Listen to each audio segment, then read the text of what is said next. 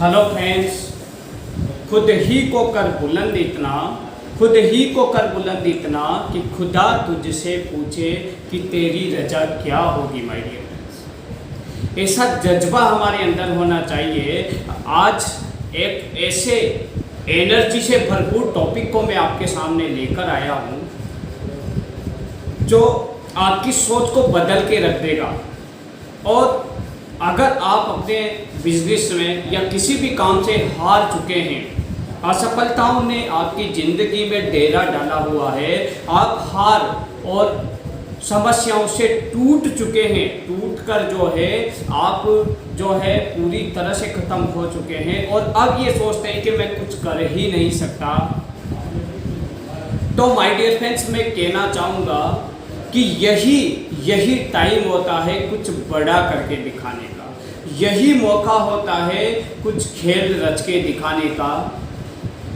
क्योंकि जोकर जो है ना, खुद रोकर भी दूसरों को हंसा देता है माय डियर फ्रेंड्स। इसलिए मैं आपको एक बात बोलना चाहूँगा, जिसने भी इस दुनिया में इतिहास रचा है, जिसने भी इतिहास रचा है ना माय डियर फ्रेंड्स, उस पे ज़माना ज़रूर हंसा है। अगर ज़माना आप पे हंस रहा है, ज़माना आपकी मजाक बना रहा है, ज़माना आपको जो है गलत बोल रहा है और ज़माना आपको जो है मजाक बना के आपको रोने पे विवश कर रहा है, तो अपने आंसुओं को रोक लीजिए माय डियर फ्रेंड्स। अपने आंसुओं को बहने मत दीजिए और अपनी बातों को जो है किसी से कहिए मत जाकर, और सिर्फ उन आंसुओं को रोककर अपने दिल में एक एनर्जी भरिए। कोई अगर आपकी बुराई करता है, आपके सामने कुछ गलत बोलता है, तो अपने आप को कहिए कंट्रोल यार कंट्रोल, कंट्रोल यार कंट्रोल। अपने आप को सिर्फ और सिर्फ यही कहिए कि कंट्रोल सिर्फ मुझे अपने आप पे करना है। और वो जो बातें कहता है, आपके लिए किसी ने कह दिया कि तू जिंदगी में कुछ नहीं कर सकता, तू तेरी लाइफ में कभी सक्सेस हो ही नहीं सकता, तो उन बातों को अपने दिल में लगाइए और दिल के उस एनर्जी को, उस ताकत को, उस गुस्से को जो आप उससे बोलना चाहते थे, उसको पालिए माय डियर फ्रेंड्स। क्रोध को पालिए, गुस्से को पालिए और जिद को पालिए माय डियर फ्रेंड्स। और उसको पाल के इतना बड़ा करिए, इतना बड़ा करिए, इतना बड़ा करिए उस गुस्से को कि एक दिन वो आपको विवश कर दे खड़ा होकर चलने के लिए। क्योंकि जब इंसान के दुनिया ताने मारती है, इंसान के घर वाले ताने मारते हैं, और इंसान के जिस टाइम पे पूरी दुनिया उसको जीने के लिए ये कहती है कि तेरे जीने से तो मर जाना अच्छा था, वही टाइम होता है तब इंसान यही सोचता है कि यार अब तो या तो कुछ करना है या फिर जो है मरना है। इसलिए वही टाइम होता है जब इतिहास लिखता है माय डियर फ्रेंड्स। अगर आपकी ज़िंदगी में समस्याएं हैं, आपकी ज़िंदगी में तकलीफ़ें हैं, तो उस ऊपर वाले का शुक्रिया अदा कीजिए कि आपको कुछ बड़ा करने के लिए उसने यहाँ पे भेजा है। अगर आपकी ज़िंदगी में दुख और समस्याएं हैं, आपकी ज़िंदगी में लोग ताने मार रहे हैं, आपकी ज़िंदगी में असफलताओं ने डेरा डाला है, तो शुक्रिया अदा कर दीजिए उस खुदा का कि आपको कुछ बड़ा करने के लिए उसने चुना है। लेकिन आपको एक पैर आगे आपको बढ़ाना है, एक पैर वो आपको आगे बढ़ाएगा, और ये पैरों को मिला के सफलता तक पहुंचा जा सकता है। इसलिए अपने आप को गुस्से को अवेयर के रखिए, अपने गुस्से को अवेयर के रखिए, और जो है उस गुस्से को अपनी पूरी एनर्जी, पूरी ताकत को एक फोकस पे लगा दीजिए। जो आपका ड्रीम था, जिस ड्रीम के लिए दुनिया कहती है कि तू कर नहीं सकता, जिस ड्रीम के लिए दुनिया कहती है कि तू तेरी लाइफ में सक्सेस हो ही नहीं सकता,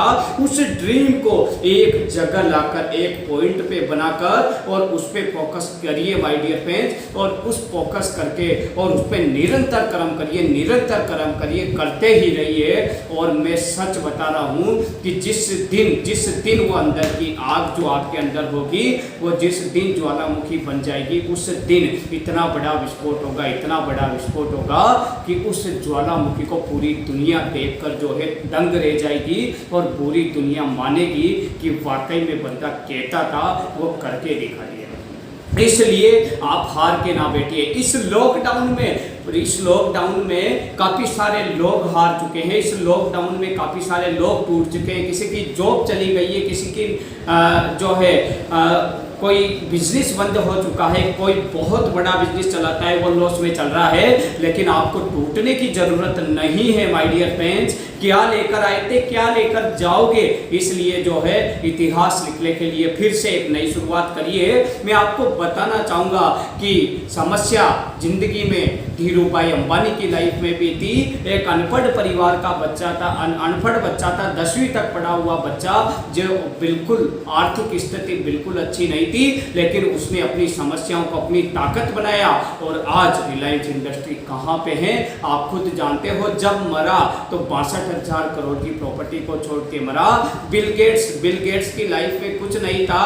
बिल गेट्स एक बार एयरपोर्ट के बाहर खड़ा हुआ था, उसके पास मैगजीन खरीदने के पैसे नहीं थे, अखबार खरीदने के पैसे नहीं थे, लेकिन अखबार वाले से उसने कहा था, अखबार जब उसने फ्री में पढ़ने को दे दिया, अखबार वाले से कहा था कि आने वाले 1 साल के बाद मैं इसी एयरपोर्ट पे अपने प्लेन से उतरूंगा, तब तुझे पैसे दूंगा। और वही बिल गेट्स कहाँ है माय डियर फ्रेंड्स, आप देख सकते हो। आज हम लोग जिस टाटा की बात करते हैं वो टाटा दिवालिया होकर जो है कंपनी को बेचने के लिए बाहर चले गए थे, लेकिन उसी कंपनी को लेने से बाहर वालों ने मना कर दिया।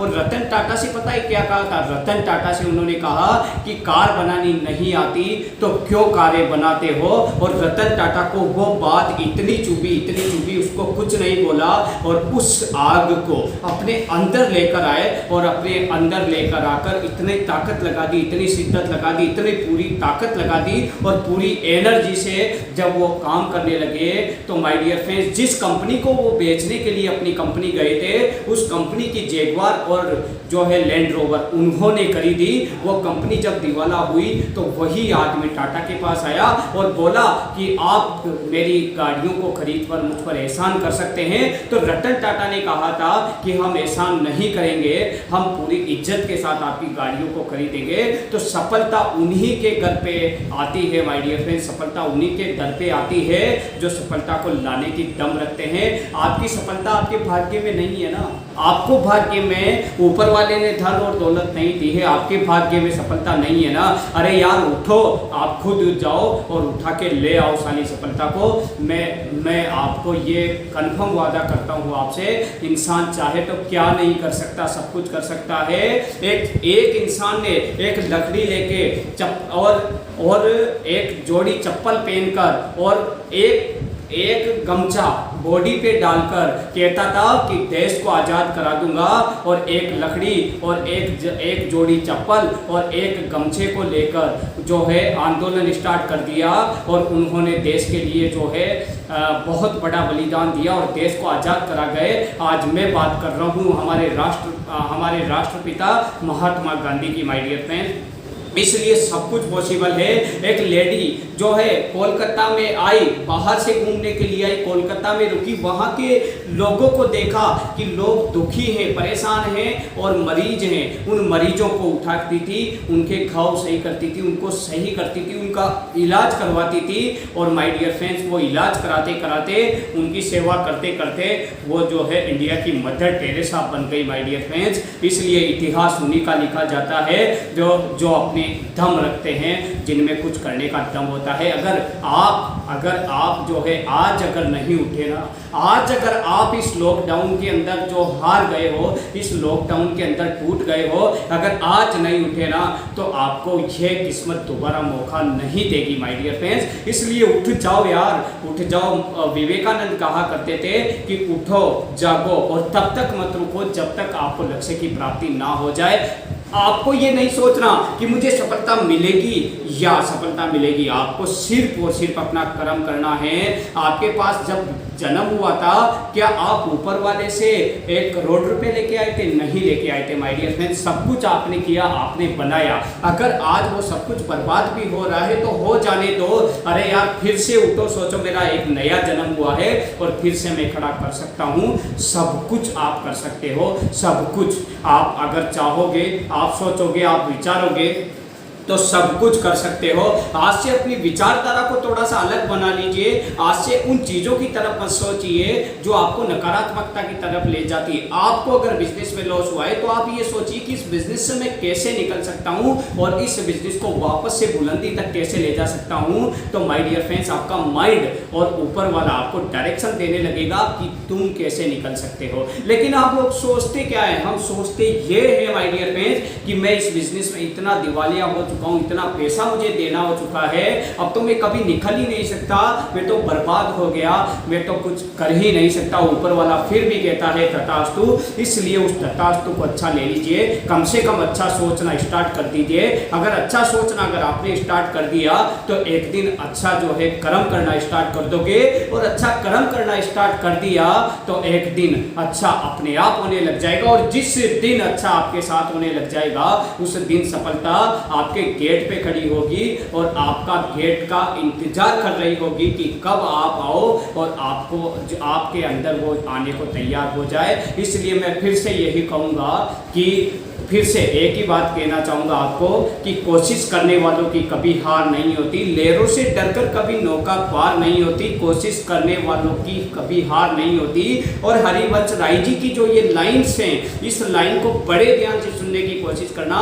एक नन्ही चींटी दाना लेकर चलती है, गिरती है वो 100 बार फिसलती है, गिरने का साहस उसकी रगों में साहस बढ़ता है, गिरकर चढ़ना चढ़कर गिरना उसको नहीं अखरता है। ऐसे ही दुनिया में जय जयकार नहीं होती, संघर्ष करने वालों की कभी हार नहीं होती। जय हिंद, जय भारत।